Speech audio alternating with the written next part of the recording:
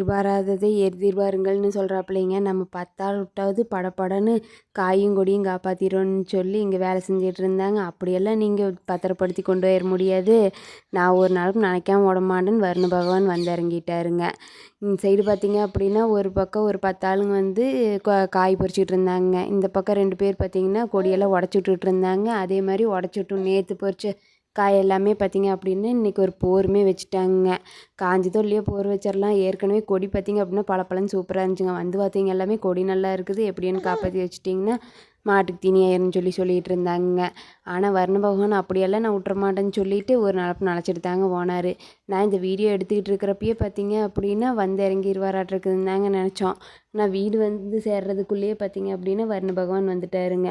காய் நனைஞ்சதுங்க, கொடி ஒரு நாளுக்கு நனைச்சிருச்சுங்க. இத்தனைக்கும் முழுசாக வந்துருந்துச்சுன்னா கூட மற்ற வயலுக்குலாம் தண்ணி விடாமல் இருந்துருக்கலாங்க. அந்த பாடுமே இல்லைங்க.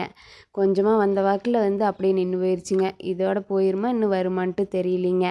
அதே மாதிரி நம்ம கண்டென்ட் க்ரியேட்டர்ஸை அங்கே நம்ம தோட்டத்துக்குள்ளே இருக்கிறவங்க டிஸ்கிரைப் பண்ண விதம் சூப்பராக இருந்துச்சுங்க. மற்ற வேலையிலெல்லாம் வேலை செஞ்சுட்டு இருந்தால் அங்கே பேசக்கூடாது இங்கே பேசக்கூடாதும்பாங்க. இங்கே மட்டும்தாங்க ஜாலியாக பேசிக்கிட்டு வேலை செய்யக்கூடிய ஒரே இடம். இதில் நான் அட்டாச் பண்ணியிருக்கேன் பாருங்கள், ஒரிஜினல் ஆடியோவாகவே இருக்குதுங்க.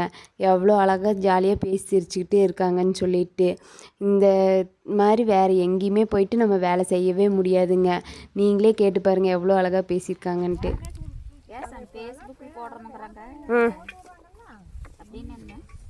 அது எல்லாம் வீடியோ வர்றது தான்.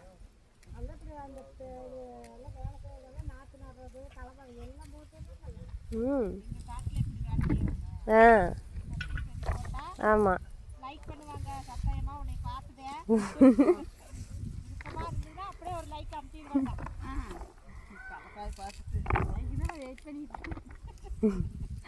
அப்புறம் சரசாயமாவும் இன்னும் 2 காட்டுக்கு கூப்பிடுவாங்க.